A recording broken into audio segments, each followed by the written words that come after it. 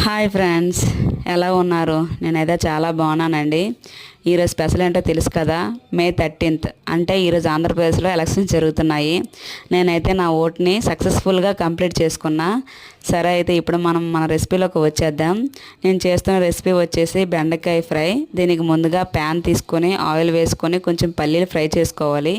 ఈ పల్లీలు వేయడం వల్ల బెండకాయ ఫ్రై చాలా టేస్టీగా ఉంటుంది. బెండకాయ తినని వాళ్ళు కూడా ఈ పల్లీల కోసమైనా బెండకాయ ఫ్రై ట్రై చేస్తారు. అందుకే మీరు అందరు కూడా ఒకసారి ఈ బెండకాయ ఫ్రైని ట్రై చేయండి. ఈ పల్లీలు వేగినాక కొంచెం ఆవాలు, జీలకర్ర, మినపగుళ్ళు, కర్రీ లీవ్స్, వెల్లుల్లి రెబ్బలు, నెక్స్ట్ కొంచెం ఎండుమిర్చి వేసుకొని బాగా ఫ్రై చేసుకోండి.